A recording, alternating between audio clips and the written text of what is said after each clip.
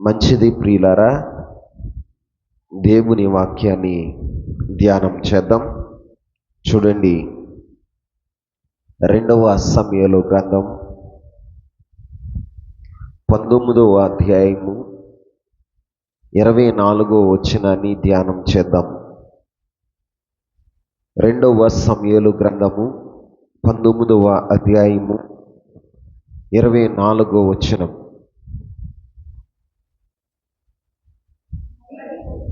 మరియు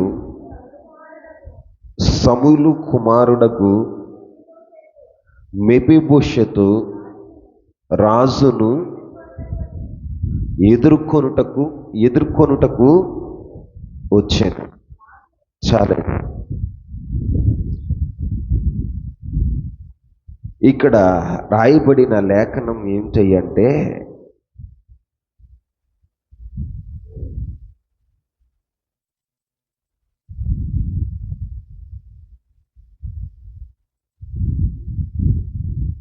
మెఫీబోషెతు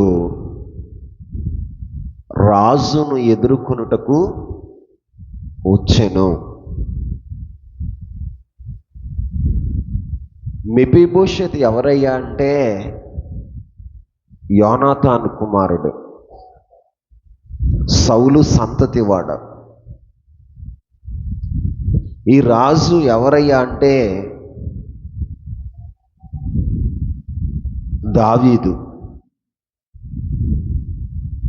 దావీదు ఒకరోజు రాజ్యాన్ని విడవవలసినటువంటి పరిస్థితులు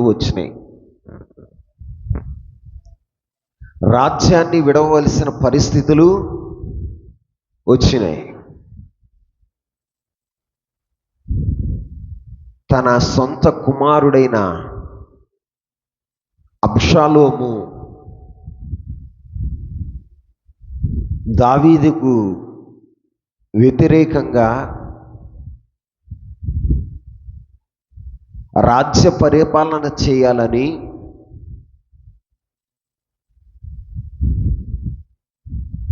రాజ్యమును తన వైపు తిప్పుకొని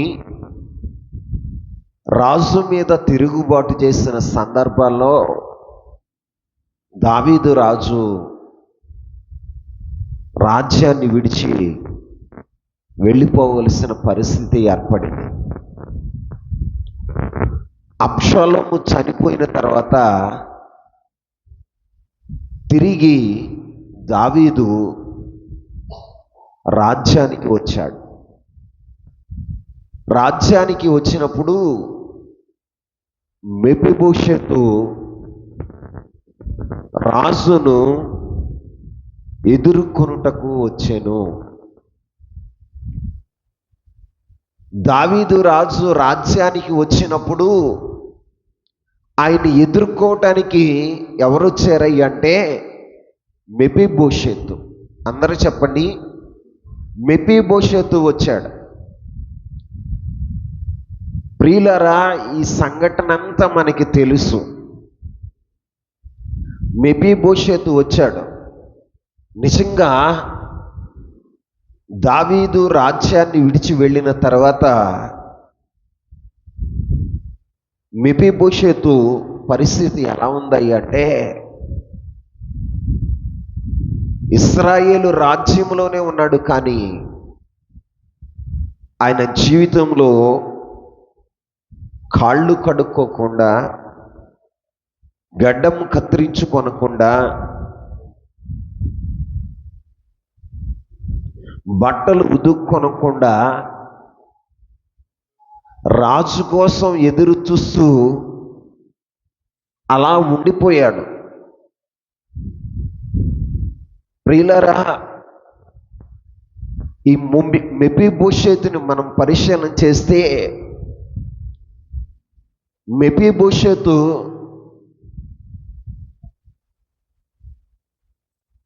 ఒక విశ్వాసికి సాదృశ్యంగా ఉన్నాడు,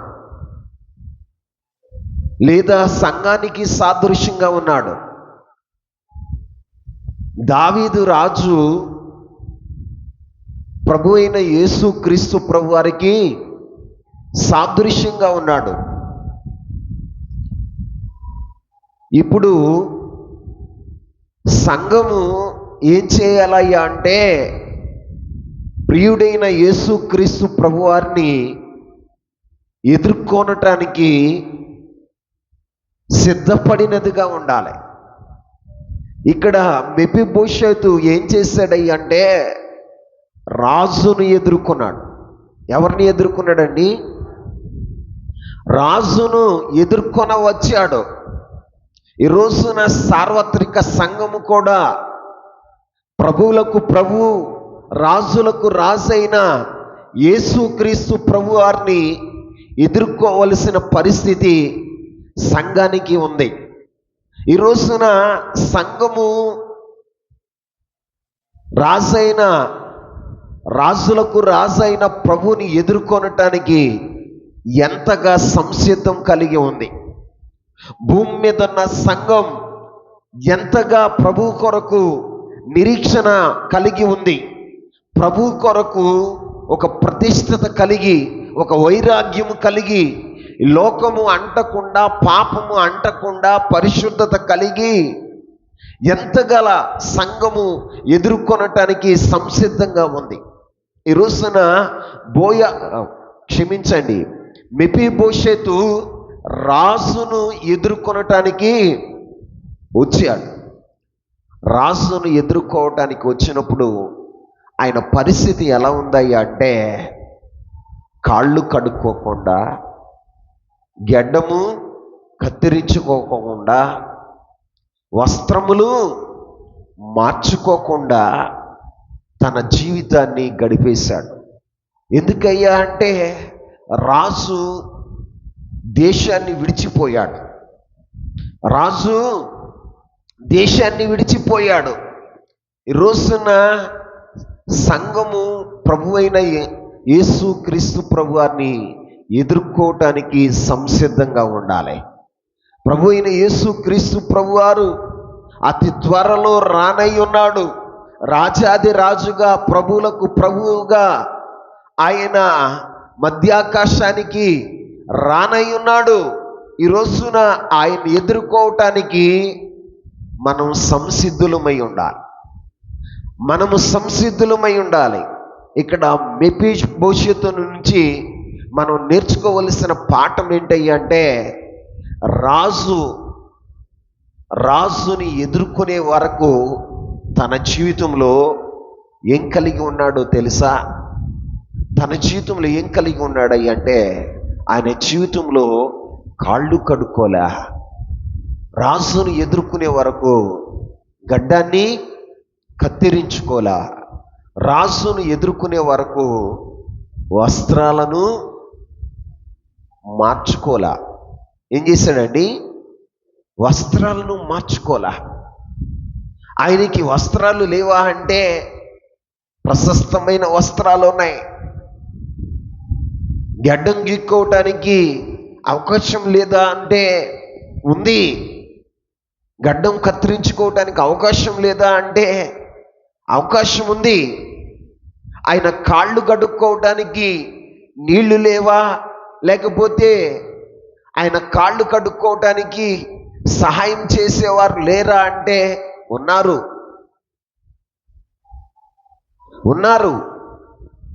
ఆయన ఎక్కడున్నాడయ్య అంటే ఇశ్రాయేలు దేశంలోనే ఉన్నాడు. ఎక్కడున్నాడు? ఇశ్రాయేలు దేశంలోనే ఉన్నాడు. ఆయనకి అన్ని అనుకూలమైనటువంటి ప్రదేశంలోనే ఉన్నాడు. పనివారు ఉన్నారు. ఇంకా ఆయన జీవితంలో సర్వసమృద్ధి అయినటువంటి ఆహారం ఉంది. వస్త్రాలు మార్చుకునే అవకాశం ఉంది. చక్కగా తన శరీరాన్ని అలంకరించుకునేటువంటి అవకాశం ఆయనకు ఉంది. కానీ ఆయన అన్నీ ఉండి కూడా ఏమీ లేనివాడగా బ్రతికాడు. ఎందుకంటే వారి మధ్యన రాజు లేడని, రాజుగారు దేశంలో లేడని మెఫీబోషెతు అన్నీ ఉండి ఆయన ఏమీ లేని వడగా బ్రతికాడు. మరి ఈ రోజున దేవుని పిల్లలమైన మనం మన ప్రభు అయిన యేసుక్రీస్తు ప్రభు వారిని ఎదుర్కోవటానికి సంసిద్ధులుగా ఉన్న మన జీవితాల్లో మనం ఎట్లా ఉండగలో తెలుసా? ఈ లోకంలో అన్నీ ఉన్నా కూడా మనం ఏం కలిగి ఉండాలో తెలుసా? దేవుని కొరకు ఒక వైరాగ్యం కలిగి ఉండాలి. ఏం కలిగి ఉండాలి? వైరాగ్యం కలిగి ఉండాలి. వైరాగ్యం అంటే ఏంటో తెలుసా? అన్నీ ఉండి కూడా ఏమీ లేని వారుగా బ్రతకటం. ఎలాగా? అన్నీ ఉండి కూడా ఏమీ లేని వారుగా బ్రతకటం. మనం ప్రభు అయిన యేసుక్రీస్తు ప్రభు వారిని ఎదుర్కొనవలసిన మనం ఈ లోకములో మన శరీరాన్ని చంపుకొని, శరీర ఆశలు చంపుకొని, మన జీవితంలో ఉపవాసాలు జాగారాల చేత మన జీవితాన్ని నలగొట్టుకుంటూ పరిశుద్ధత కలిగి ప్రభు కొరకు మనము ఈ లోకంలో ఎలా ఉండాలి అంటే పాపము అంటని వారుగా పరిశుద్ధులుగా జీవిస్తూ మన జీవితంలో రక్షణ జీవితాన్ని, రక్షణ అనే వస్త్రాన్ని పోగొట్టుకోకుండా మన జీవితంలో భద్రం చేసుకోవాలి. ఏం చేసుకోవాలండి? భద్రం చేసుకోవాలి. మనం కూడా ఈ లోకంలో ఎలా బ్రతకాలయ్యా అంటే దేవుని కొరకు ఒక వైరాగ్యం కలిగి బ్రతకాలి. ప్రభు కొరకు ఒక వైరాగ్యం కలిగి బ్రతకాలి. ఈ లోకములో మనం మితముగా ఉండాలి. ఎలా ఉండాలండి? మితముగా ఉండాలి. కానీ మన జీవితాల్లో అపరిమితమైన తిండి, అపరిమితమైనటువంటి అలంకరణ, అపరిమితమైనటువంటి సుఖభోగాలు. ఈ రోజున శరీరాన్ని ఎంత సుఖపెడుతున్నాము అంటే,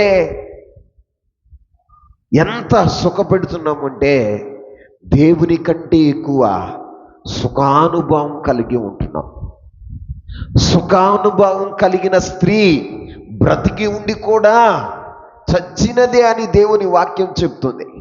ఈ రోజున సుఖభోగాల యందు ఆసక్తి కలిగి ఉంటే నీవు ఆత్మీయంగా బ్రతికి ఉండి కూడా, నీవు శారీరకంగా బ్రతికి ఉండి కూడా ఆధ్యాత్మిక జీవితంలో చచ్చిన వాడితో సమానమని దేవుని వాక్యం సెలవిస్తుంది.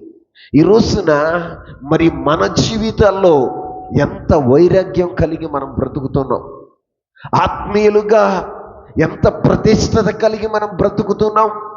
ప్రభు రాకడ కొరకు ఎదురు చూసే మనం ప్రభుని ఎదుర్కోవాలని అని ఇష్టపడుతున్న మన జీవితాల్లో ఎంతగా ప్రభు కొరకు వేచి చూస్తున్నాం. ఈ లోకంలో నువ్వు ఎలా బ్రతుకుతున్నావు? ఇశ్రాయేలు రాజ్యములో ఉండి అన్ని సదుపాయాలు ఉండి అతడు ఎలా బ్రతికాడో తెలుసా? ఏమీ లేనివాడగా బ్రతికాడు. ఎలా బ్రతికాడని? ఏమీ లేనివాడుగా బ్రతికాడు. మరి ఈ లోక రాజు లేనందుకే మెఫీబోషెతు అంతగా తను వైరాగ్యం కలిగి బ్రతికితే, మరి ప్రభువులకు ప్రభు, రాజులకు రాజైన ప్రభు అయిన యేసుక్రీస్తు ప్రభు వారిని ఎదుర్కోవలసిన పరిస్థితి, ఆయన కొరకు వేచి చూస్తున్న మన జీవితాల్లో ఎంత వైరాగ్యం కలిగి ఉండాలండి? ఎంత వైరాగ్యం కలిగి ఉండాలి? మరి నీ జీవితంలో నువ్వు ఎలా జీవిస్తున్నావు? ప్రభు కొరకు ఎదురు చూసే నీవు ఈ లోకంలో ఎలా బ్రతుకుతున్నావండి? ఎలా బ్రతుకుతున్నావు? ఇక్కడ అన్నీ ఉండి ఏమీ లేని వాడగా బ్రతికాడు. కాళ్ళు కడుక్కోలేదట, గెడ్డం కత్తిరించుకోలేదట, అతడు వస్త్రాలను మార్చుకోలేదట. రాజుగారు వెళ్ళినప్పుడు ఏ వస్త్రాలు ధరించాడో అదే వస్త్రాలతో మెఫీబోషెతు ఉండిపోయాడు.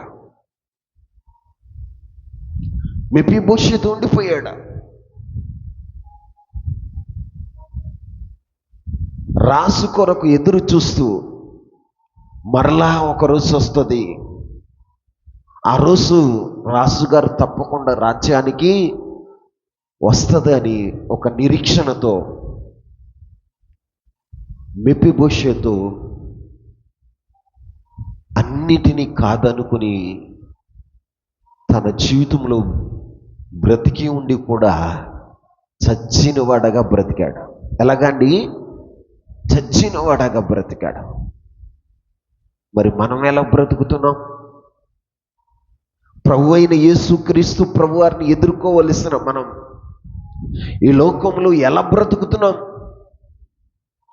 ఎలా బ్రతుకుతున్నాం? ఎలా బ్రతుకుతున్నామండి? మనలో ఒక నిరీక్షణ ఉందా? వాక్యం వింటున్న నీ జీవితంలో పరిశీలన చేసుకో. ప్రభు అయిన యేసుక్రీస్తు కొరకు ఎదురు చూస్తున్న మన జీవితాల్లో మనం ఎలాగా బ్రతుకుతున్నాం? ఒక మాదిరి ఉందా? మన జీవితంలో ఒక నిరీక్షణ ఉందా? మన ఈ జీవితంలో ఒక వైరాగ్యం ఉందా? ఒకసారి మీరు జ్ఞాపకం చేసుకోండి. ఇక్కడ మెఫీబోషెతు అయితే అన్నీ ఉండి కూడా ఏమీ లేనివాడగా బ్రతికాడు. ఈ లోకపు రాజును రాజ్యానికి రావాలన్న ఆశతో, ఈ లోకపు రాజు రాజ్యాన్ని విడిచిపోతే ఆ రాజు వచ్చే వరకు అతడు అన్నీ ఉండి కూడా ఏమీ లేనివాడగా బ్రతికాడే. మరి యేసుక్రీస్తు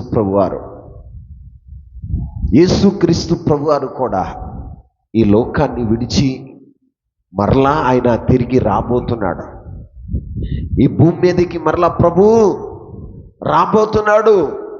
రాజాది రాజుగా, ప్రభువులకు ప్రభువుగా ఆయన రాబోతున్నాడు. ఆయన కొరకు ఎదురు చూసే మనం ఎలా బ్రతుకుతున్నాం?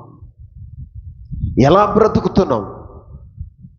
తినుచు తాగుతూ సుఖానుభవాలతో బ్రతుకుతున్నామా? లేకపోతే ప్రభు అయిన యేసుక్రీస్తు ప్రభు వారిని ఎదుర్కోవటానికి ఒక వైరాగ్యం, ఒక ప్రతిష్టత కలిగి నీవు బ్రతుకుతున్నావా? ఎలా బ్రతుకుతున్నావు? నీ ఆత్మీయ జీవితాన్ని ఒక్కసారి పరిశీలన చేసుకో. నీ జీవితంలో ఒక ప్రతిష్టత ఉందా? దేవుని కొరకు ఒక వైరాగ్యం ఉందా? ప్రియులారా, ఈ లోకము శాశ్వతం కాదని మీకు తెలుసు. ఈ లోకంలో బ్రతికే జీవితం మూడు నాళ్ళ ముచ్చటే అని మీకు తెలుసు. అయినా ఎందుకో వెంపల్లాట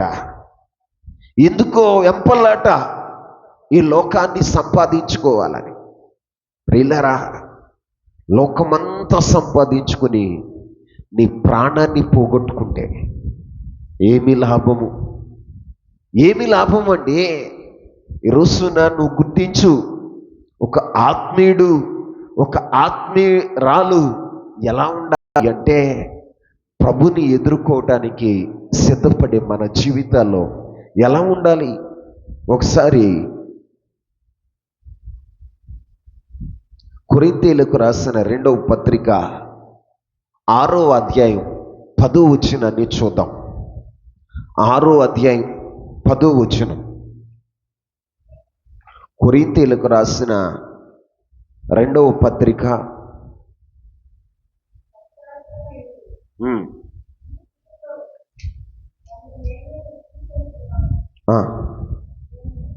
మేము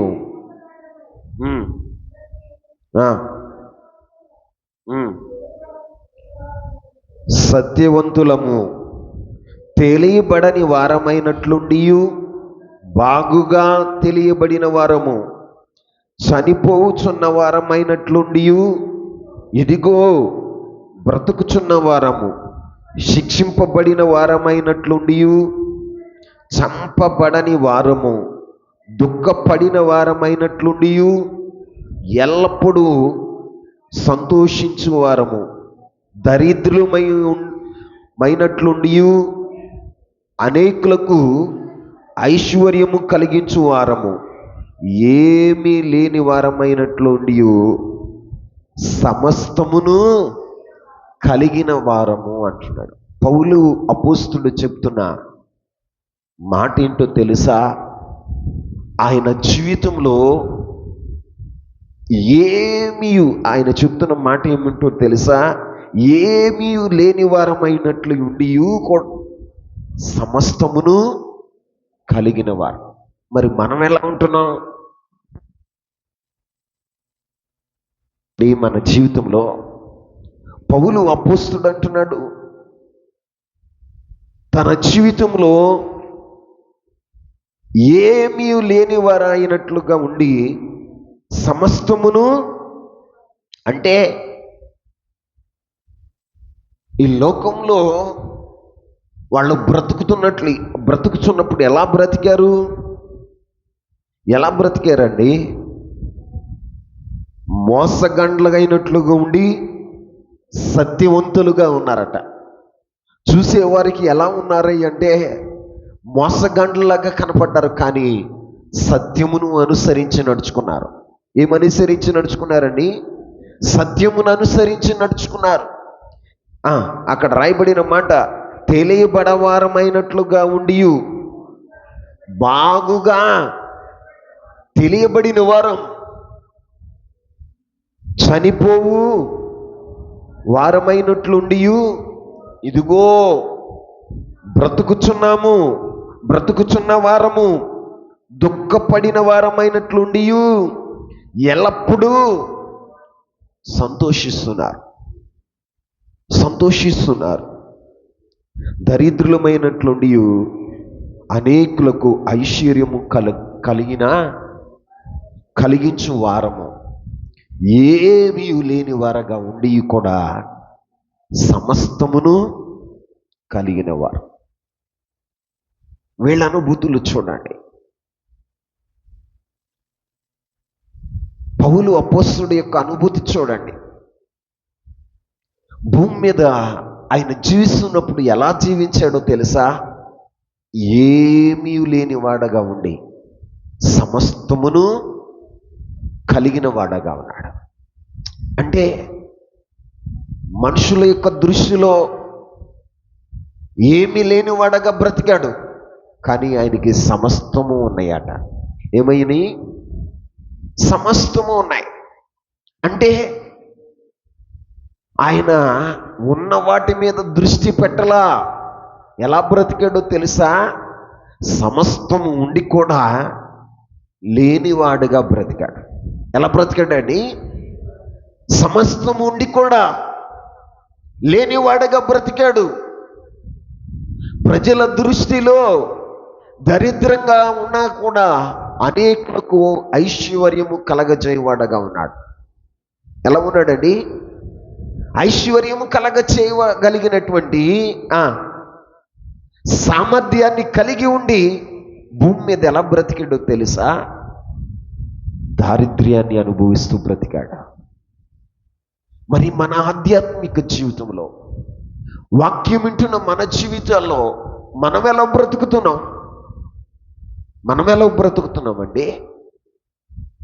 ఈ రోజున మెఫీబోషెతు చూస్తే ఇశ్రాయేలు దేశంలో అన్నీ ఉండి కూడా ఏమీ లేనివాడుగానే బ్రతికాడు. ఎందుకంటే రాజు కొరకు ఆయన వైరాగ్యం కలిగి బ్రతికాడు. సుఖ సౌకర్యాలు అనుభవించలేదు. లేకపోతే ఆయన లోకములో బ్రతుకుతున్నప్పుడు, రాజ్యంలో బ్రతుకుతున్నప్పుడు అందంగా తయారయ్యి కూర్చోవాలని ఆయన అనుకోలేదు. కాళ్ళు కట్టుకోకుండా, గెడ్డం కత్తిరించుకోకుండా, వస్త్రాలు మార్చుకోకుండా ఆయన తినేటప్పుడు కూడా కొంచెంగా తిని క్షీణించిపోయాడు. రాజు వచ్చేవారు క్షీణించిపోయాడు. ఎందుకు అలాంటి పరిస్థితి ఎందుకయ్యంటే రాజు కోసం. ఎవరి కోసం? రాజు కోసం.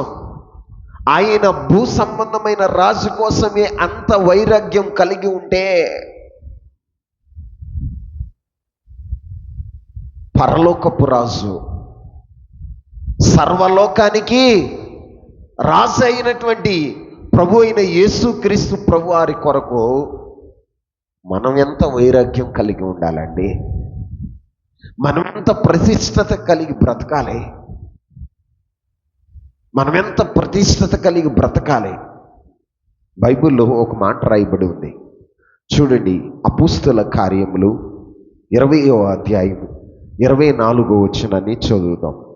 అపోస్తల కార్యాలు 20వ అధ్యాయము 24వ వచనం. అయితే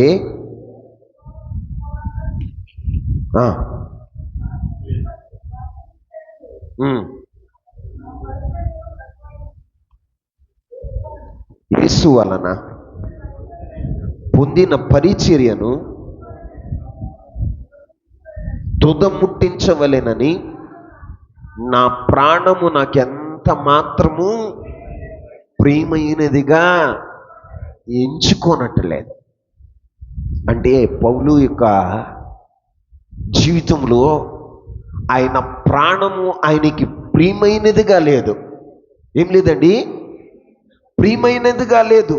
ఇక్కడ మెఫీబోషెతు యొక్క జీవితంలో కూడా మనం పరిశీలన చేస్తే ఆయన ప్రాణము ఆయనకి ప్రియమైనదిగా ఎంచుకోలా.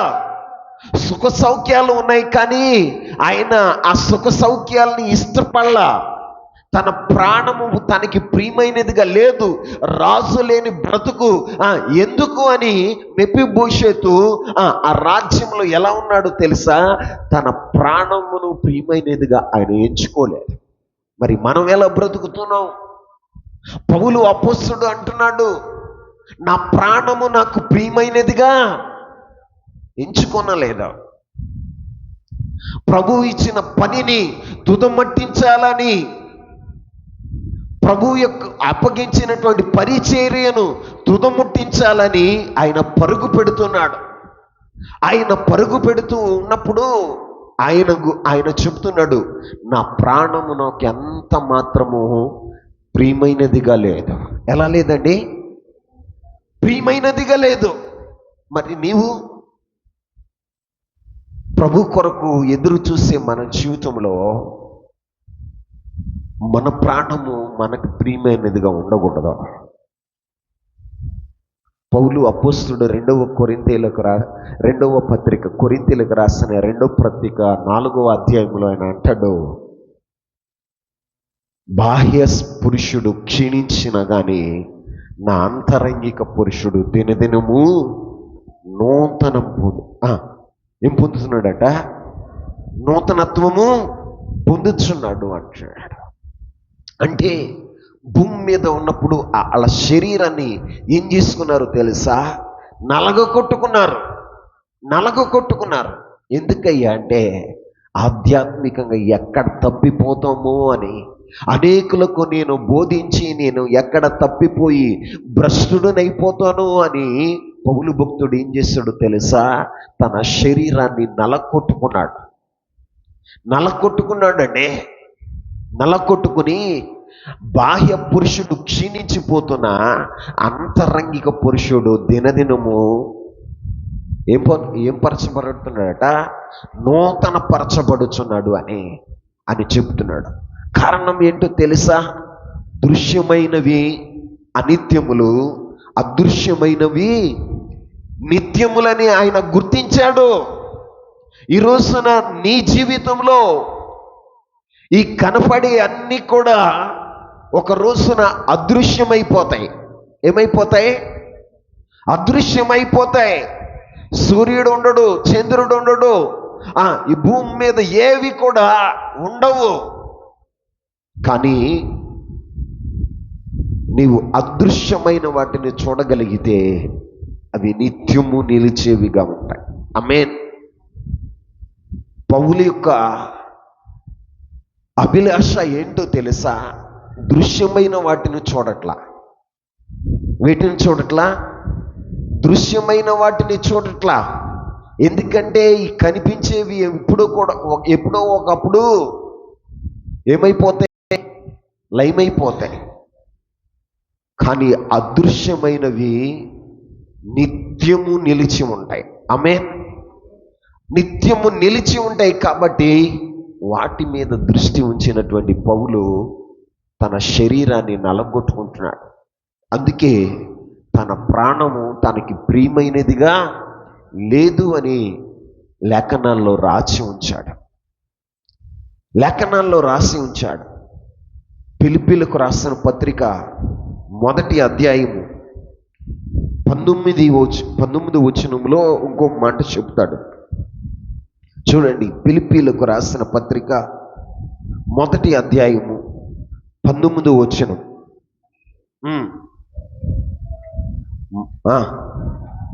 సిగ్గుపడక, నేను చదువుతాను వినండి. మరియు నేను ఏ విషయములోనూ సిగ్గుపడక ఎప్పటి వలనే ఇప్పుడును పూర్ణ ధైర్యముతో బోధించుట వలన నా బ్రతుకు మూలముగానైనా సరే సావు మూలముగానైనా సరే క్రీస్తు శరీరమందు అగపరచబడునని నేను మిగుల అపేక్షించుచు నిరీక్షించుచున్న ప్రకారముగా మీ ప్రార్థనల వలన యేసుక్రీస్తు యొక్క ఆత్మ నాకు సమృద్ధిగా కలుగుట వలన ఆ ప్రకటన నాకు రక్షణార్థముగా పరిమళించెనని నేను ఎరుగుదును. ఇక్కడ పౌలు అపోస్తుడు అంటున్న మాట ఏంటో తెలుసా? నా బ్రతుకు మూలంగానైనా సరే చావు మూలముగానైనా సరే క్రీస్తు నా శరీరమందు ఘనపరచబడాలి. ఆమేన్. ఆయన ఒక తీర్మానం కలిగి ఉన్నాడు.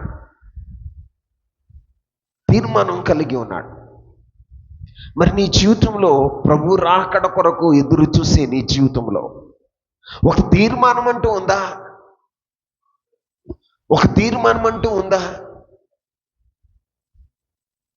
ఆఫ్టర్ ఆల్ ఈ భూ సంబంధమైన రాజు కొరకు మెఫీబోషెత్ ఏం చేస్తాడో తెలుసా? తన ప్రాణాన్ని ప్రీతికరంగా ఎంచుకోలా. అన్నీ ఉండి కూడా ఎలా బ్రతికాడో తెలుసా?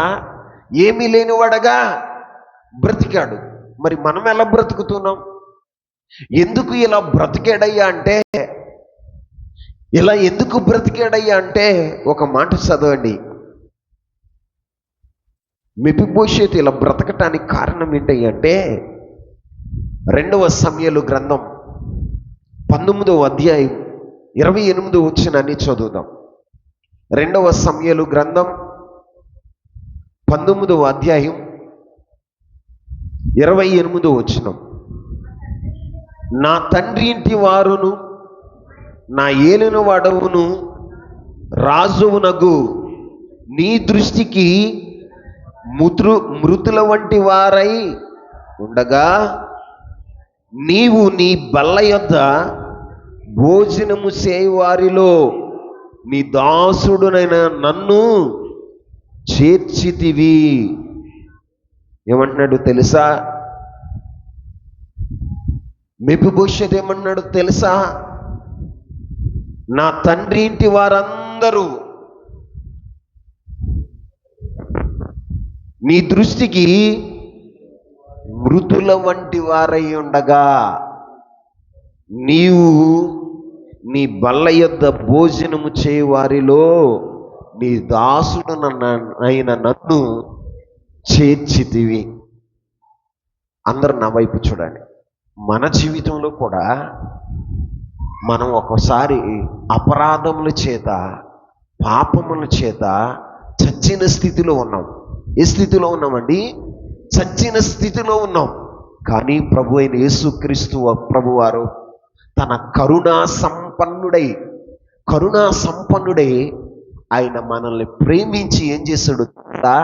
చచ్చిన మనలను మన కొరకు ఆయన ప్రాణం పెట్టి మనల్ని బ్రతికించి తన బల్ల యొద్దకు చేరే తన బల్ల యొద్దకు చేరేటువంటి గొప్ప భాగ్యాన్ని మనకి కలగచేశాడు. ఆమేన్. నిజంగా వాస్తవానికి మన జీవితం ఎలాంటిది అంటే పాపముల చేత, అపరాధము చేత చచ్చిన అనుభవం. ఏ అనుభవం అండి? సౌలు కుటుంబం కూడా ఏ అనుభవంలో ఉందయ్యా అంటే, రాజు యొక్క దృష్టిలో సౌలు కుటుంబం అంతా చచ్చినదిగా ఉంది. ఎలా ఉందండి? చచ్చిన వారిగా ఉన్నారు. కానీ మెఫీబోషెతుని దావీదు ఏం చేశాడో తెలుసా? తన బల్ల యొద్దకు చేర్చాడు. నీవు బ్రతికి ఉన్నంత కాలం ఇదిగో నా బల్ల యొద్దనే నువ్వు భోజనం చేయాలని మెఫీబోషెతుని తన బల్ల యొద్దకు చేర్చిన వాడగా ఉన్నాడు దావీదు. ఎందుకని అంటే యోనాతాను మీద ప్రేమ చేత. యోనాతాను దావీదుని ఎంతగానో ప్రేమించాడు. వింతైన ప్రేమతో ఆయన ప్రేమించాడు. కాబట్టి తన కుమారుడైన మెఫీబోషెతును తీసుకొచ్చి తన బల్ల యొద్దకు చేర్చిన వాడగా ఉన్నాడు. ప్రభు అయిన యేసుక్రీస్తు ప్రభు వారు కూడా ఏం చేశాడో తెలుసా? మనల్ని ఒక వింతైన ప్రేమతో ఆయన మనల్ని ప్రేమించాడు. మనుషులెవ్వరూ ప్రేమించినంతగా దేవుడు మనల్ని ప్రేమించాడు. ఎంతగా ప్రేమించాడు అంటే మనము పాపముల చేత, అపరాధముల చేత చచ్చిన వారమై ఉండగా. ఆ మాట చదవండి. ఎఫెసీయులకు రాసిన పత్రిక 2వ అధ్యాయం 4వ వచనాన్ని చదువుదాం. ఎఫెసీయులకు రాసిన పత్రిక 2వ అధ్యాయం 4వ వచనం. అయినను దేవుడు కరుణా సంపన్నుడై ఉండి మనము అపరాధముల చేత చచ్చిన వారమై ఉన్నప్పుడు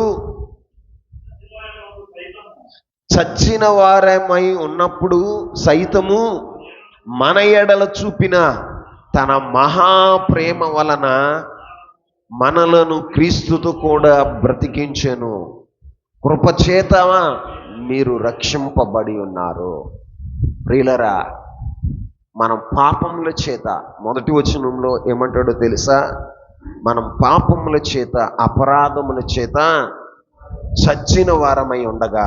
ఏమంటాడండి?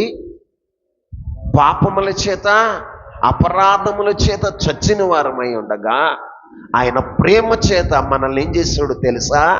బ్రతికించిన వాడగా ఉన్నాడు. ఏం చేశాడండి?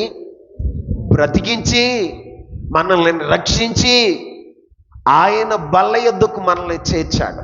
ఆమేన్. ప్రభు బల్లలో మనం చేతులు ఉంచుతున్నాము అంటే కారణం ఏంటో తెలుసా? మనమైతే యోగ్యులము కాదు, కానీ ప్రభు అయిన యేసుక్రీస్తు ప్రభు వారి యొక్క కలువరి శిలువ రక్తం ద్వారా చచ్చిన మనలను ఆయన మనల్ని బ్రతికించి ఆయన ఏం చేస్తాడో తెలుసా? తన బల్ల యొద్దకు మనల్ని కూడా చేర్చిన వాడగా ఉన్నాడు. మరి మనం ఎలా ఉండి బ్రతకాలండి? అంతగా దేవుడు మనల్ని ప్రేమిస్తే నువ్వెలా బ్రతుకుతున్నావు? ఇక్కడ మెఫీబోషెతు అంటున్నాడు, ప్రభువా, నా తండ్రి ఇంటి వారందరూ నా ఏలిన వాడు అయిన నీ రాజువగు నీ దృష్టికి చచ్చిన వారమై ఉండగా నీ బల్ల యొద్ద భోజనము చేయి వారిలో నీ దాసుడనైనా నన్ను చేర్చావు. అందుకు నేనేం చేయగలనయ్యా? నీకేం మొరపెడతాను? ఇంతగా అపాత్రునైన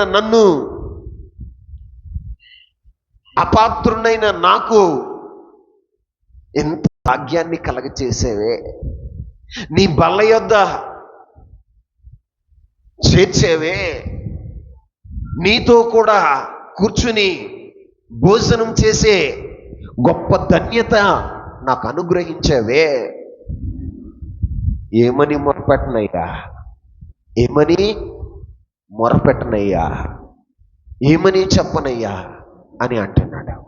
మరి నీ జీవితంలో ఎప్పుడైనా ఆలోచన చేసావా? ప్రభు ఎంతటి భాగ్యాన్ని నీ కలగచేశాడో. లోకంలో నీవు దేవుని దృష్టికి చచ్చిన వాడవై ఉండగా, నీ కుటుంబము దేవుని దృష్టిలో చచ్చిన కుటుంబమై ఉండగా, దేవుడు తన ప్రేమ చేత, మహాప్రేమ, ఏ ప్రేమ అంటండి? మహాప్రేమ చేత ఆయన మనల్ని ఏం చేస్తాడో తెలుసా? రక్షించిన వాడగా ఉన్నాడు, బ్రతికించిన వాడగా ఉన్నాడు. బ్రతికించి ఏం చేశాడో తెలుసా? తన బల్ల యొద్దకు చేర్చాడు. ఎక్కడికి చేర్చాడని? తన బల్ల యొద్దకు చేర్చాడు. ఈ రోజున మనం ప్రభు బల్లారాధనలో పాల్గొంటున్నాము అంటే అది దేవుడు మనకు కలగచేసిన ధన్యత, దేవుడు మన పట్ల చూపిన కృప, దేవుడు మనలను రక్షించి చచ్చిన మనలను బ్రతికించి ఆయన బల్ల యొద్దకు మనల్ని చేర్చుకున్నాడు. ఏం చేశాడని? బల్ల యొద్దకు చేర్చుకున్నాడు. అందుకే మెఫీబోషెతు రాజు గారి పట్ల కృతజ్ఞత భావం కలిగి ఉన్నాడు. ఏం కలిగి ఉన్నాడండి? కృతజ్ఞత భావం కలిగి ఉన్నాడు. నేనైతే చచ్చిన స్థితిలో, రాజుగారి దృష్టిలో చచ్చిన స్థితిలో ఉన్న నన్ను తన బల్ల యొద్దకు చేర్చాడు. తన బల్ల యొద్ద భోజనం చేసే అవకాశాన్ని నాకు కల్పించాడు. అలాంటి రాజు దేశంలో లేకపోతే నేనెలా బ్రతకగలను? నేనెలా ఈ లోకంలో సుఖంగా నేను బ్రతకగలను అని అన్నీ ఉండి కూడా ఏమీ లేని వాడగా బ్రతికాడు. ఎలా బ్రతికాడండి? అన్నీ ఉండి కూడా ఏమీ లేని వాడగా బ్రతికాడు. రాజు చేసినటువంటి గొప్ప కార్యాన్ని ఆయన మదిలో ఉంచుకున్నాడు. అయ్యో, నీచమైనటువంటి నా బ్రతుకును, చచ్చిన కుక్క లాంటి నా జీవితాన్ని ఆయన ప్రేమించి తన బల్ల యొద్దకు నన్ను చేర్చాడే. దావీదు రాజు, ఆయనే లేకపోతే ఈ రాజ్యంలో నేను ఉండేందుకు అని తన ప్రాణాన్ని తనకు ప్రియమైనదిగా ఎంచుకొనుకోకుండా ఆయన జీవితంలో ఎలా బ్రతికాడో తెలుసా? అన్నీ ఉండి కూడా ఏమీ లేనివాడగా బ్రతికాడు. ఎలా బ్రతికాడండి? ఏమీ లేనివాడగా బ్రతికాడు. ఈ వాక్యాన్ని హృదయంలోనికి తీసుకోండి. ప్రభు అయిన యేసుక్రీస్తు ప్రభు వారు కూడా నిన్నెంతగా ప్రేమించాడో నీ జ్ఞాపకం ఉంటే, నిన్నెంతగా ప్రేమించాడో, నీకెంత గొప్పటి భాగ్యాన్ని కలగచేశాడో నీకు గుర్తుంటే నువ్వెలా బ్రతుకుతావు తెలుసా? ఆయన కొరకు ఈ లోకంలో ఎలా బ్రతుకుతావు తెలుసా? ఒక వైరాగ్యం కలిగి బ్రతుకుతావు. నీ ప్రాణాన్ని నీకు ప్రియమైనదిగా ఎంచుకో. ఆయన చేసినవన్నీ నువ్వు జ్ఞాపకం చేసుకుంటే నీ హృదయంలో కృతజ్ఞత భావం కలుగుతుంది. ఏం కలుగుతుందండి? కృతజ్ఞత భావం కలుగుతుంది. కృతజ్ఞత భావం కలిగి ఆయన కొరకు ఈ లోకంలో నువ్వు బ్రతికేవాడగా ఉంటావు. ఆయనకి ఇష్టమైన రీతిగా నువ్వు బ్రతుకుతావు. ఆయన హృదయాన్ని ఆయన హృదయానుసారుడుగా నువ్వు బ్రతకగలుగుతావు. నువ్వు ఎప్పుడైతే ఆయన చేసినటువంటి మేలులను, ఆయన చూపినటువంటి ఆ కృపను నువ్వు జ్ఞాపకం చేసుకోవో, అప్పుడు నీ జీవితంలో ఎలా బ్రతుకుతావు తెలుసా? కృతజ్ఞత లేనివాడగా బ్రతుకుతావు. ఎలా బ్రతుకుతావు? కృతజ్ఞత లేనివాడగా బ్రతుకుతావు. నీ కొరకే నువ్వు బ్రతుకుతావు, నీ సుఖమే చూసుకుంటావు, నీ ఇష్టాన్ని నెరవేరుస్తావు. కానీ దేవుడు చేసినటువంటి ఆ త్యాగం, దేవుడు కల్పించినటువంటి ఆ గొప్ప భాగ్యం నీకు జ్ఞాపకం వస్తే కృతజ్ఞత భావం కలిగి ప్రభు కొరకే నువ్వు బ్రతుకుతావు. ఎవరి కొరకు బ్రతుకుతావు? ప్రభు కొరకే బ్రతుకుతావు. ఆయన ఇష్టానుసారుడుగా బ్రతుకుతావు. ఆయనకి అనుకూలంగా బ్రతుకుతావు. భూమి మీద ఎలా బ్రతుకుతావు అయ్యా అంటే అన్నీ ఉండి కూడా ఏమీ లేని వాడగా బ్రతకగలుగుతావు. ఈ రోజున నీ జీవితంలో హృదయంలో ఏ కొంచెమైన కృతజ్ఞత నీకుంటే ఆయన కొరకు నువ్వు చూడండి. ఇక్కడ మెఫీబోషెతు తన స్థితిని రాజుగారికి చెప్తున్నాడు, అయ్యా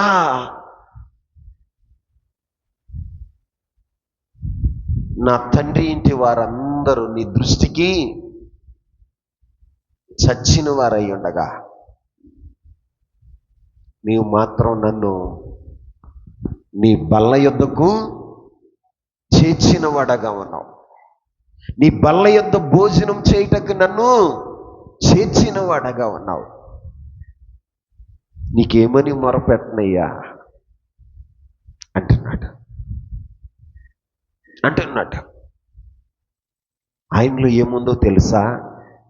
కృతజ్ఞత భావం. ఏ భావం? కృతజ్ఞత భావం. మరి నీలో ఉందా? రాజుగారు దేశంలో లేనందుకు ఈ బ్రతికేందుకు, బ్రతికి ఉండి కూడా నేను చచ్చిన వాడితో సమానం, అనవసరం ఇలాంటి జీవితం, రాజుగారు లేని జీవితం, దేశంలో బ్రతకటం కూడా అనవసరమే అని సుఖభోగాలు విడిచిపెట్టేసి ఆయన జీవితంలో అన్నీ ఉండి కూడా ఏమీ లేని వాడగా బ్రతికాడు. మరి మన జీవితాల్లో ఎలా బ్రతుకుతున్నామంటే? ఇంకో మాట, మెఫీబోషెతు నుండి మనం నేర్చుకోవాల్సిన పాఠం, ఇంకొక పాఠం ఉంది. ఏంటో తెలుసా? చూడండి, 30వ వచనాన్ని చదువుదాం. అందుకు మెఫీబోషెతు, నా ఏలిన వాడవగు నీవు నీ నగరికి తిరిగి క్షేమముగా వచ్చి ఉన్నావు గనుక అతడు అంతయు తీసుకొనవచ్చును. ఏమంటున్నాడు? ఒరే నాయనా, ఇటు చూడండి రా బాబు, మీరు వచ్చేదే అమాస్కే పుణ్యానికి వస్తారు, మళ్ళీ మాట్లాడుకుంటున్నారు. దేవుని మాటలు వినండి, జీవితం మారుతుంది. ఇక్కడ చూడండి, మెఫీబోషెతు చెప్తున్న మాట ఏంటో తెలుసా? మెఫీబోషెతు చెప్తున్న మాట ఏంటి అంటే, దావీదు రాజు, ఇదిగో నీకు కలిగిన భూమి ఆస్తి అంతా నీ సేవకుడైన షీబాకి ఇచ్చాను. ఏమిచ్చాను? షీబాకి ఇచ్చాను. నేను వెళ్ళిపోతూ షీబాని, నీవు ఆ భూమిని పండించుకుని నీవు నీ కుటుంబం బ్రతకండి అని చెప్పి నేను వెళ్ళిపోయా. కానీ షీబాని నీ జీవితంలో మోసం చేశాడని నేను గుర్తించాను. ఇదిగో షీబా, నీవు కూడా ఆ భూమిని సమానంగా పంచుకుని మీరు బ్రతకండి అని మెఫీబోషెతుకు దావీదు రాజు చెప్తున్నాడు. మెఫీబోషెతు ఏమంటున్నాడు తెలుసా? అయ్యా, నువ్వు క్షేమంగా రాజ్యానికి వచ్చావు. ఏమంటున్నాడండి? నువ్వు క్షేమంగా రాజ్యానికి వచ్చావు, అంతే చాలు. నిన్ను చూసే భాగ్యం నాకు కలిగింది, నాకు ఆస్తి అవసరంలా. ఏమంటున్నాడండి? నాకు ఆస్తి అవసరం లేదు అని మెఫీబోషెతు చెప్తున్నాడు దావీదుతో. ఈ రోజున నిజంగా ఒక ఆత్మీయుడు అయితే, ఆత్మీయురాలు అయితే, ప్రభువుని చూస్తే చాలు, ఈ లోకం నాకు అవసరం లేదు. ఏమంటావు? ఈ లోకంలో ఆస్తి నాకు అవసరం లేదు.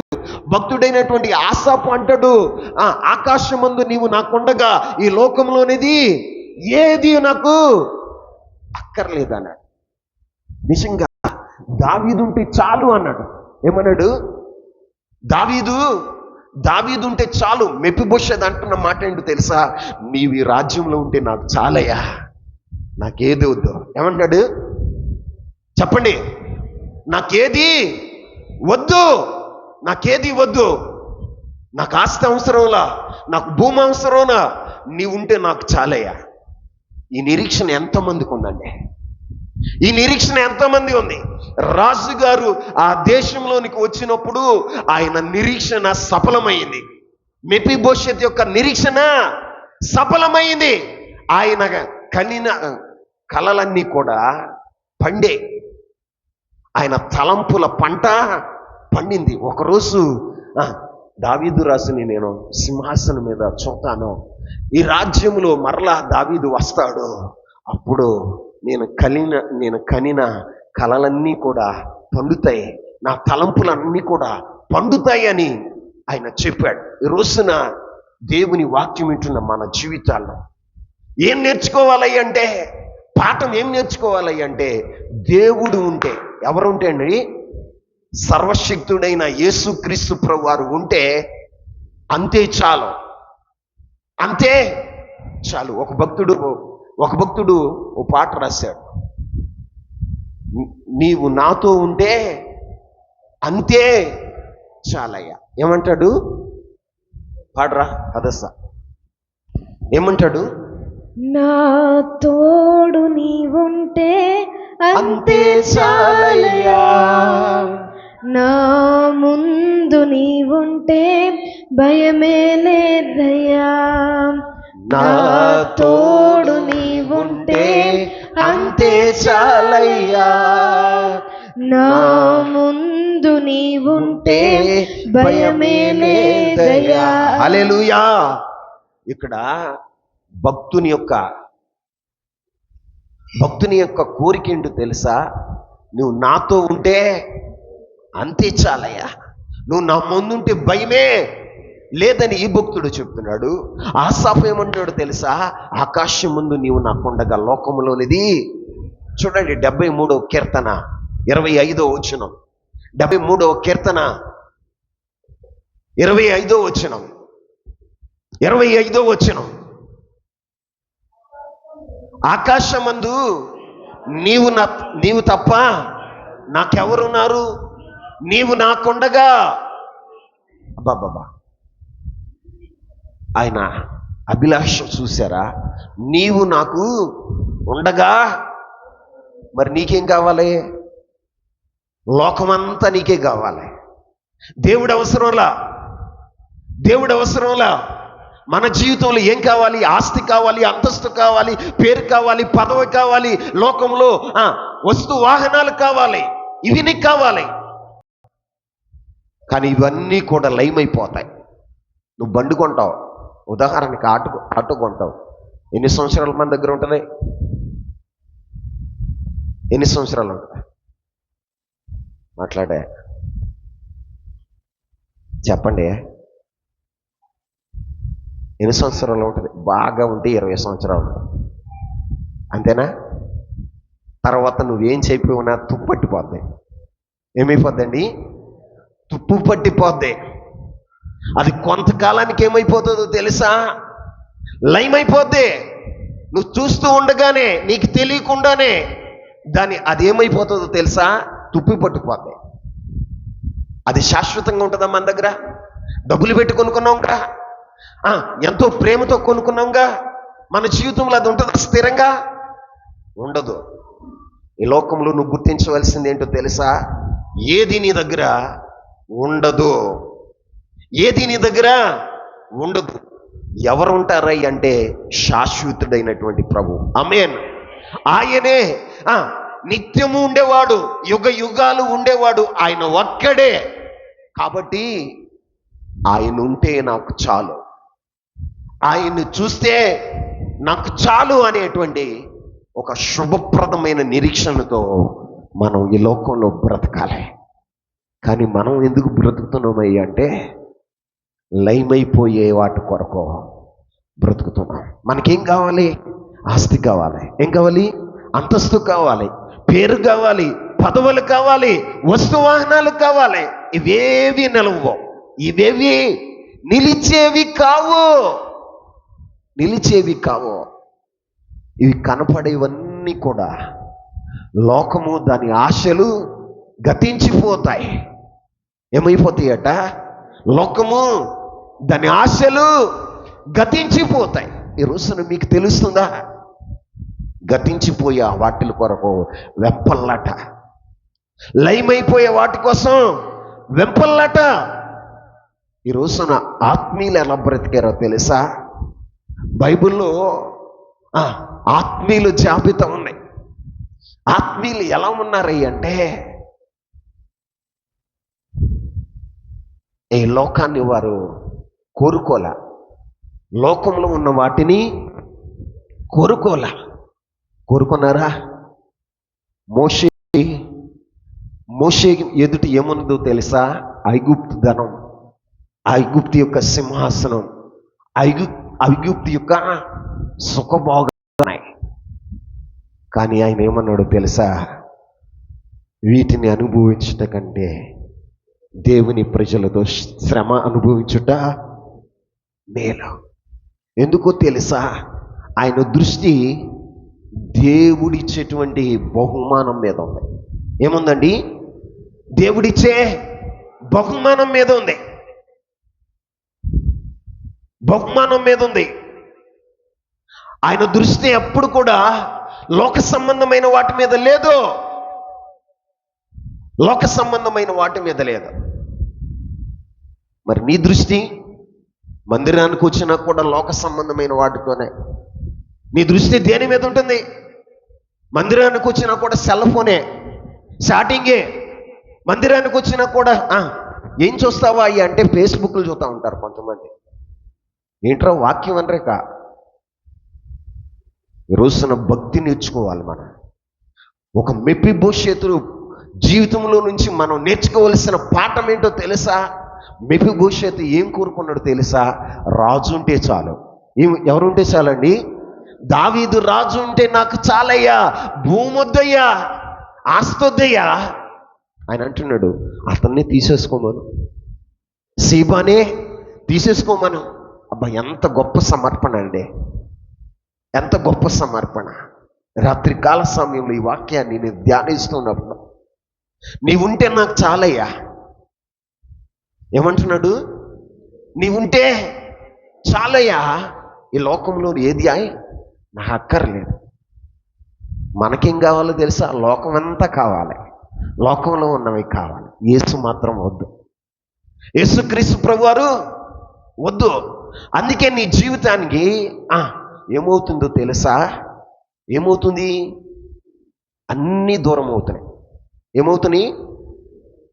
నీవు దేన్నైతే ప్రేమిస్తావో అది నీ దగ్గర నుంచి రెక్కలు కట్టుకుని ఎగిరిపోతావు. ఏం చేస్తుందంట?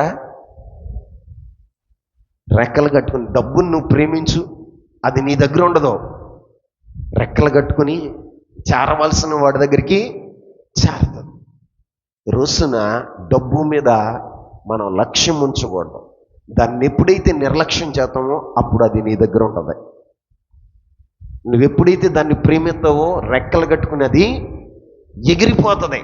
ఈ రోజున దేవుడు మన అంతరంగాన్ని చూసి మనకి ఈవులు ఇస్తాడు. నీ మనస్సు దేని మీద ఉంటుంది? నీ దృష్టి దేని మీద ఉంటుంది? ఇక్కడ మెఫీబోషెతు యొక్క దృష్టి దేని మీద ఉందో తెలుసా? ఒక రాజుగారి మీదే ఉన్నాయి. నీకు ఇచ్చినటువంటి భూమి మీరు పంచుకుని సుఖంగా బ్రతకయ్యా. నువ్వు ఎందుకు ఎలా ఉంటున్నావు? నీకు భూమి అంతా నీకే.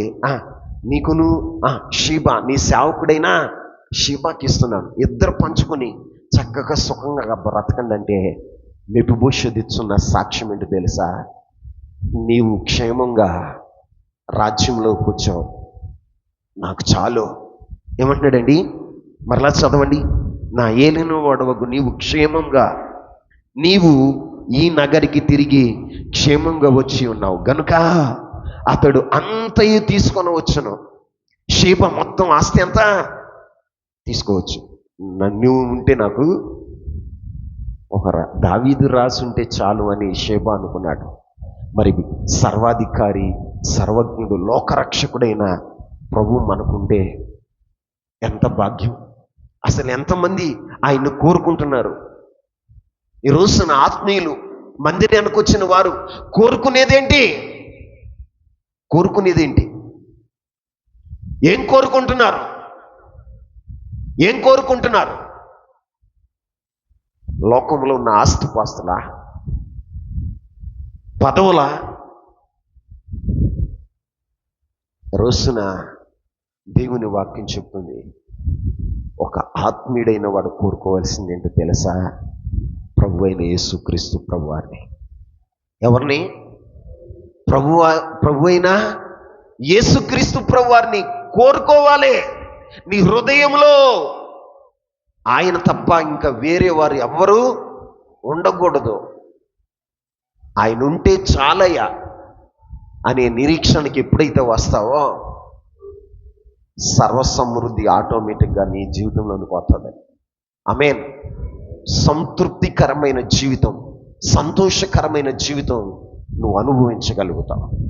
ఈ రోజున ఆయన లేకుండా ఎంత నీ జీవితంలో ఉన్నా, ఎన్ని ఉన్నా, నీ జీవితంలో సంతోషం ఉండదు, సమాధానం ఉండదు, సమృద్ధి అనే అనుభవం నీ జీవితంలో ఉండదు. ఎంతైనా ఉండొచ్చు, కానీ నీ బ్రతికి ఎలా ఉంటుందో తెలుసా? లేదయ్యా. ఏమంటావు? లేదయ్యా. కానీ ప్రభువుని కలిగి కొంచెం కలిగి ఉన్న సమృద్ధిగా బ్రతకగలుగుతావు, తృప్తిగా బ్రతకగలుగుతావు. ఎలా బ్రతకగలుగుతావు? తృప్తిగా బ్రతకగలుగుతావు. ఈ రోజున నీ జీవితంలో తృప్తి ఎందుకు లేదయ్య అంటే, యేసయ్య నీ జీవితంలో లేడు. యేసయ్య నీ జీవితంలో లేడు. యేసయ్య నీ జీవితంలో ఉంటే కొంచెం ఉన్నా కూడా తృప్తిగా బ్రతికేతాం. ఎలా బ్రతికేతాం? తృప్తిగా బ్రతి. అసలు ఇక్కడ భక్తుడి యొక్క ఆలోచన చూడండి. నీవు ఉంటే నాకు చాలయ్యా, నాకు ఆస్తుద్దయ్యా, అంతస్తుద్దయ్యా. అతన్ని తీసుకోమను, షీబాని తీసుకోమను. ఏమన్నాడండి? షీబానే తీసుకోమను, నువ్వు క్షేమంగా వచ్చావు, అంతే నాకు చాలా. ఆయనలో నుండి మనం నేర్చుకోవాల్సిన పాఠం అంటే, నీవు నాకు ఈ లోకములకి ఏది అక్కరలేదు. ఏ తీర్మానానికి వచ్చాడు? నీవు నాకుండగా లోకంలో నిధి ఏది అక్కర్లేదు. మనం ఈ తీర్మానానికి వస్తామా? రాము ఎందుకు తెలుసా? ఈ లోకం అంతా మనకు కావాలి. ఏం కావాలి? నీకు అవసరం లేనిది ఎవరో తెలుసా? ప్రభు అయిన యేసుక్రీస్తు ప్రభువు. అందుకే మన జీవితం ఎలా ఉంటుంది అంటే, ప్రభు లేని జీవితం ఎన్నున్నా కూడా సంతృప్తికరమైన జీవితం ఉండదు. ప్రభు అయిన యేసుక్రీస్తు ప్రభువారిని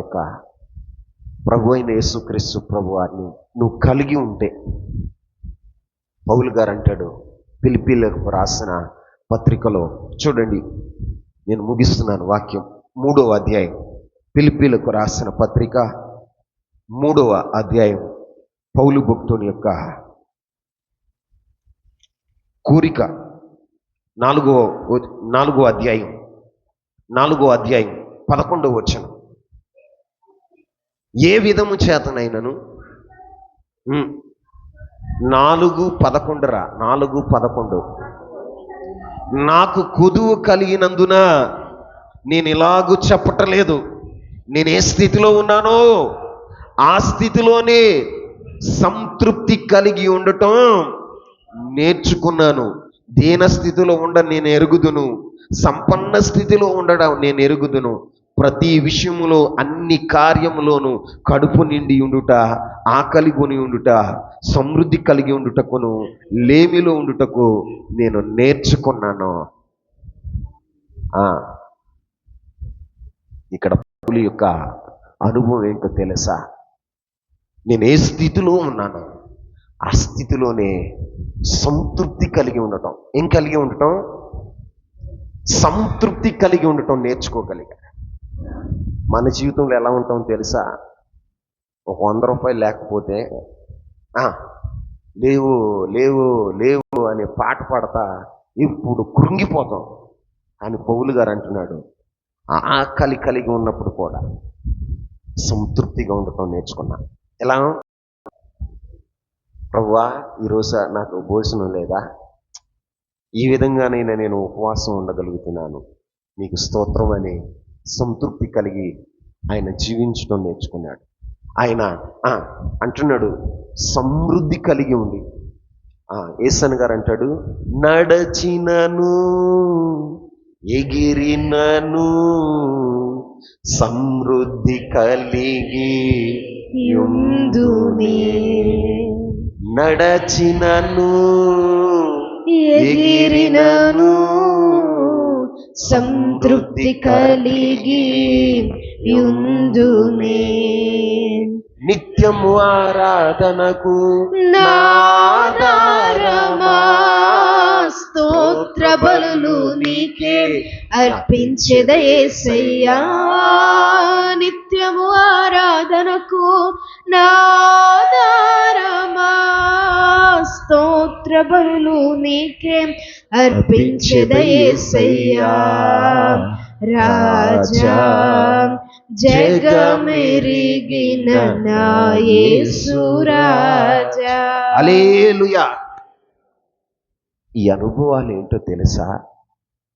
యేసుక్రీస్తు ప్రభువారిలో సంతృప్తి కలిగి ఉండటం. నేను నడిచినా కానీ ఆకాశంలో ఎగిరే పరిస్థితి. ఆకాశంలో ఎగరటం అంటే విమానాల్లో తిరిగే పరిస్థితి వచ్చినా సంతృప్తి కలిగి ఉండటం నాకు తెలుసు. ఈ రోజున మన జీవితాల్లో ఎందుకు ఇలా ఉండలేకపోతున్నామంటే అసలు క్రీస్తుని కలిగి ఉండలేకపోతాం. ఆయనే సర్వస్వమని అనుకోలేకపోతున్నాం. ఈ రోజున ఆ అనుభవానికి మనం ఎప్పుడైతే మన జీవితాలు ఎలా ఉంటాయో తెలుసా? సంతోషంగా ఉంటాయి. ఎలా ఉంటాయండి? చూడండి, క్రీస్తు లేని జీవితం ఎలా ఉంటుందో తెలుసా? Tension mental. ఏంటండి? ఎవడొస్తాడు, ఏం చేస్తాడు, ఎవడొస్తాడు, పిక్కి తింటాడు. క్రీస్తుని కలిగి ఉంటే దేవుడు ఒక మార్గాన్ని, తప్పించుకునే మార్గాన్ని, ప్రభు ఉపాయాన్ని చూపుతాడట. శోధింప సౌఖ్యం కానీ ప్రభు అంటాడు, ఇదిగో శోధనలు వస్తాయి కానీ ఆ శోధనలు తప్పించడానికి కూడా నేనే నీకు మార్గాన్ని చూపిస్తాను అంటాడు. ఏమంటాడు? మనుషులకు కలుగు శోధనలు తప్ప మీరు భరించలేనటువంటి శోధనలు మీ జీవితంలో నేను పెట్టను. ఒకలా శోధనలు వచ్చినా వాటిని తప్పించుకునే మార్గాన్ని నేనే చూపిస్తాను. నువ్వు క్రీస్తుని కలిగి ఉంటే ఆ మార్గం కనపడతాయి. ఏ మార్గం? తప్పించుకునే మార్గం. నువ్వు క్రీస్తు లేకుండా నువ్వు బ్రతికితే ఎలా ఉంటావు తెలుసా? మార్గం కనపడదు. మార్గం కనపడదు. నీ కళ్ళ ముందే ఉంటుంది కానీ మార్గం కనపడదండి. కారణం ఏంటో తెలుసా? యుగ సంబంధమైన దేవత నీ మనోనేత్రాలకి గుడ్డితనం కలగచేది. దేవుని మహదైశ్వర్యాన్ని దేవుడు నీ జీవితంలో ఒక మార్గాన్ని ఏర్పరిస్తే, తప్పించుకోవడానికి మార్గాన్ని ఏర్పరిస్తే అది కనపడకుండా సాతాను ఏం చేస్తుందో తెలుసా? నీ కళ్ళకు గురుడితనం కలగచేసి నిన్ను టెన్షన్లో పెడతాయి. ఏం పెడుతుందండి? నిన్ను టెన్షన్లో పెడుతుంది. అందుకే నేను చెప్తున్న మాట ఏంటి అంటే, ఈ మాటను ధ్యానం చేసిన దేవుని సన్నిధిలో మెఫీబోషెత్ అంటున్నాడు, రాజా నీవు క్షేమంగా రాజ్యానికి వచ్చావు, నాకంతే చాలు. ఈ లోకంలో భూమి ఆస్తి నాకు అతన్నే తీసేసుకోమను. ఏమంటున్నాడండి? అతన్నే తీసుకేసుకోమను అంటున్నాడు. అంటే రాజుంటే మెఫీబోషెత్కి చాలు. ఆ రాజు ఎవరో తెలుసా? ప్రభు అయినా యేసుక్రీస్తు ప్రభువారు. నీ బ్రతుకులు ఆ ప్రభు అయిన యేసుక్రీస్తు ప్రభువారిని చాలయ్యా, నువ్వు ఉంటే నాకు చాలయ్యా, ఈ లోకంలో నాకేది అవసరం లేదని బ్రతికితే లోకమంతా నీ పాదాల దగ్గర పడేస్తాడు. ఆమేన్. ఎక్కడ పడేస్తాడు? చెప్పండి. పాదాల దగ్గర పడేస్తాడు. నువ్వేమో లోకమంతా కావాలని అటు ఇటు పరిగెడుతుంటే యేసు నీకు ఎక్కడ దొరుకుతాడు? నీకు అవసరంలా. ఈరోజైనా ఒక తీర్మానం వచ్చింది, మెఫీబోషెతులాగా నీవు నాకుంటే ఈ లోకంలోనిది ఏది అవసరం లేదయ్యా, ఏది అవసరం లేదయ్యా అని తీర్మానం చేసుకో. యేసు ప్రభు వారిని తప్ప ఈ లోకంలో దేన్ని నువ్వు ప్రేమించడం మానే, అప్పుడు అన్ని లోకంలో ఉన్నవన్నీ కూడా నీ పాదాల దగ్గరకు వచ్చి పడతాయి. ఆమేన్. నీ పాదాల దగ్గరకు వచ్చి పడతాయి. ఈ రోజున దేవుని పిల్లల యొక్క నిరీక్షణ ఏమై ఉండాలో తెలుసా? యేసుక్రీస్తు ప్రభువారు. ఆయనను చూసి ఆయన ఎదుర్కొనే భాగ్యము మనం సంపాదించుకోవాలి. ఇక్కడ చూడండి, రాజును ఎదుర్కోవడానికి మెఫీబోషెతు వచ్చాడు. వచ్చినప్పుడు రాజుని ఎదుర్కొన్నప్పుడు ఆయన కనిన కలలన్నీ కూడా పండిని, ఆయన తలంపులన్నీ కూడా పండిని. ఆయన నిరీక్షణ సఫలమైంది. ఏమైందండి? ఆయన నిరీక్షణ సఫలమైంది. ఇక చాలా సంతోషంగా ఉన్నాడు. తన జీవితంలో ఈ లోకంలో ఆస్తులు అంతస్తు నాకేమీ అవసరం లేదయ్యా, నీ ఉంటే నాకు చాలు అని ఆయన సాటిస్ఫాక్షన్ అంటే సంతృప్తికరమైనటువంటి జీవితాన్ని మెఫీబోషెతు కలిగి ఉన్నాడు. ఈ రోజున సంఘం నేర్చుకోవాల్సిన పాఠం ఏంటి అంటే, ప్రభు అయిన యేసుక్రీస్తు ప్రభువారు ఈ రెండవ రాకడలో ఆయన వచ్చినప్పుడు ఆయన ఉంటే నాకు చాలు. ఎలా నువ్వు బ్రతకగలిగితే, యేసయ్యా నీ ఉంటే నాకు చాలయ్యా అని బ్రతకగలిగితే నీ జీవితంలో ఎనలేని సంతృప్తి నీ జీవితానికి ప్రభు అనుగ్రహిస్తాడో. ఈ రోజున తృప్తి లేని జీవితం ఎందుకు నువ్వు బ్రతుకుతున్నావయ్యా అంటే, నీవు క్రీస్తును కాకుండా మరి దేన్నో నీవు కోరుకుంటున్నావు. చూడండి, ఒక వ్యక్తి డబ్బుల్ని ప్రేమించాడు అనుకో, డబ్బుని కోరుకున్నాడు అనుకో, 1000 రూపాయలు వచ్చినాయి, ఇంకేమనుకుంటాడు? 2000 వస్తే బాగుండు. 2000 వచ్చినాక ఏమనుకుంటాడు? 10,000 వస్తే బాగుండు. 10,000 వచ్చినాక ఏమంటాడు? 1,00,000 రూపాయలు వస్తే బాగుండు. 1,00,000 వచ్చినాక ఏమంటాడు? 10 లక్షలు అయితే బాగుండు. 10 లక్షలు వచ్చినాక ఏమన్నా తృప్తి ఉంటుందా? 50 లక్షలు అయితే బాగుండు. ఇది 1 కోటి రూపాయలు రీచ్ అయితే బాగుండు. మనిషికి తృప్తి అనేది ఉండదు. కానీ ఎక్కడ తృప్తి అయ్యి అంటే, యేసయ్యను బట్టి తృప్తి. ఎక్కడ? యేసయ్యను బట్టి. ఆయన ఉంటే చాలని నువ్వెప్పుడు అనుకుంటావో, ఈ లోకంలో ఉన్న వాటి అన్నిటిలో నువ్వేం కలిగి ఉంటావో తెలుసా? తృప్తి కలిగి ఉంటావు. ఏం కలిగి ఉంటావు? తృప్తి కలిగి ఉంటావు. ఇక్కడ మెఫీబోషెతు కూడా అదే చేశాడు. రాజుగారు ఉంటే చాలు అనుకున్నాడు. అందుకని ఆయన ఏమనుకున్నాడు తెలుసా? లోకంలో ఉన్న భూములు, ఆస్తులు ఆయనకి అవసరం లేదని ఆయన ఖచ్చితంగా చెప్పగలిగాడు. ఈ రోజున నీ జీవితంలో ఎందుకు చెప్పలేకపోతున్నావు అంటే, క్రీస్తు ప్రభువా నీ ఉంటే నాకు చాలని నువ్వు ఎప్పుడు అనుకున్నవాడి జీవితం ఎలా ఉంటుందో తెలుసా? తృప్తికరంగా ఉంటుంది, సంతోషదాయకంగా ఉంటుంది. దేవుని సన్నిధిని అనుభవిస్తాడు. అతని జీవితంలో ఎంత కష్టమైనా దేవుని సన్నిధిని అనుభవిస్తాడు. ఇంకా మరి దేన్ని కోరుకోవడం. ఈ రోజున ఎప్పుడైనా మెఫీబోషెతు నుండి మనం నేర్చుకున్న పాఠాలు ఏంటో తెలుసా? ఒకటి, రాజును ఎదుర్కొనే వరకు ఆయన ఎలా ఉన్నాడో తెలుసా? అన్నీ ఉండి కూడా ఏమీ లేనివాడుగా ఉన్నాడు. ఒక ఆత్మీయుడు కూడా ప్రభు అయిన యేసుక్రీస్తు ప్రభు వారిని ఎదుర్కొనే వరకు ఎలా ఉండాలో తెలుసా? ఈ లోకంలో ఒక వైరాగ్యం కలిగి ఉండాలి. ఏం కలిగి ఉండాలండి? వైరాగ్యం కలిగి ఉండాలి. అన్నీ ఉండి కూడా ఏమీ లేని వరకు మనం బ్రతకాలి. ఆమేన్. 2, ఆయన కొరకు ప్రాణమును ప్రీతిగా ఎంచుకో. ఇక్కడ మెఫీబోషెతు తన ప్రాణాన్ని ప్రీతికరంగా ఎంచుకోలేదు. రాజుగారి కోసం తన ప్రాణాన్ని అయినా పోగొట్టుకోవటానికి ఆయన ఇష్టపడ్డాడు. ఈ రోజున నీ జీవితంలో కూడా నువ్వు నిజమైన ఆత్మీయుడు అయితే, ఆత్మీయురాలు అయితే, నీ జీవితంలో ఏముండాలో తెలుసా? యేసుక్రీస్తు ప్రభు వారి కొరకు నీ ప్రాణమును ప్రీతిగా నువ్వు ఎంచుకో.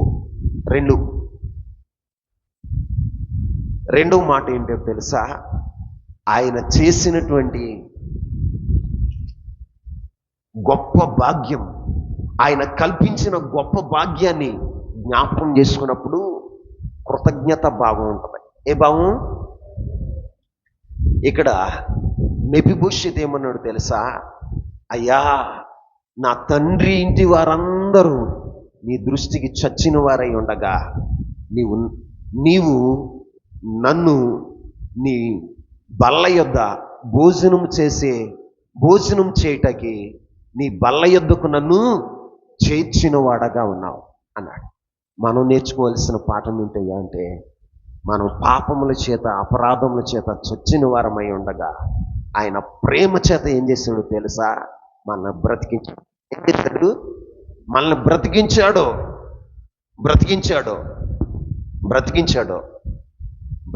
ఏం చేశాడు తెలుసా? మన బల్ల యొద్దకు, ఆయన బల్ల యొద్దకు మనల్ని చేర్చాడు. ఆయన శరీర రక్తాలు తిని త్రాగేటువంటి భాగ్యాన్ని దేవుడు మనకు అనుగ్రహించు. ఇంకేం చేశాడు? మెఫీబోషెతు నుంచి మనం నేర్చుకున్న పాఠం ఏంటో తెలుసా? నీ ఉంటే నాకు చాలు, ఇంకేది అవసరం లేదు. మనం కూడా ప్రభు అయిన యేసుక్రీస్తు ప్రభు వారు ఉంటే చాలు. ఇంకేది మనం ఆశించకుండా ఉండగలిగిన జీవితం మనకుంటే సంతృప్తికరమైన జీవితాన్ని మనం జీవించగలుగుతాం, మనం సంతోషంగా ఉండగలుగుతాం. యేసు ఉన్నవారు ఎలా ఉంటారో తెలుసా? ఎల్లప్పుడూ సంతోషంగా. ఎలా ఉంటారండి చెప్పండి? పౌలు గారు అంటాడు, ఆనందించండి, మరలా చెప్తును ఆనందించండి. ఎందుకు తెలుసా? ఆయన ఉన్నాడు కాబట్టి ఆయన జీవితంలో ఆనందం. ఆయన ఉంటే నీ జీవితంలో ఏ కొదువ ఉండదు. ఆమేన్. నీ జీవితంలో కొదువులు ఉన్నాయి అంటే కారణం ఏంటో తెలుసా? ఆయన లేడు. కానా పెండ్లి విందుకి యేసయ్య వెళ్ళాడు, అక్కడ కొదువులన్నిటినీ పూడ్చాడా లేదా? చెప్పండి చెప్పండి. కానా విందులో ద్రాక్ష రసం అయిపోయింది. అప్పుడు ప్రభు ఏం చేశాడు? నీళ్లను ద్రాక్ష రసంగా చేసి ఆ ఇంటిలో కొదువను పూడ్చి అద్భుతం చేశాడు. కారణం ఏంటో తెలుసా? ఆ విందుకి యేసయ్య పిలువబడ్డాడు. అక్కడ ఎవరున్నారు తెలుసా? సర్వశక్తుడైన యేసుక్రీస్తు ప్రభువారు అన్నాడు. నీ జీవితంలో నిజంగా యేసయ్య ఉంటే, నీ కుటుంబంలో యేసయ్య ఉంటే నీకు ఏ కొదువ ఉండదు. ఆమేన్ చెప్పండి. విశ్వసించిన గట్టిగా చెప్పండి. నిజంగా యేసయ్య నువ్వు కలిగి ఉంటే నీ జీవితంలో ఏ కొదువ ఉండదు, ఏ కొదువ ఉండదు. ఈ రోజున ఆయనే మనకు లేడు. ఈ రోజైనా దేవుని సన్నిధిలో నువ్వు ప్రార్థన చేయి.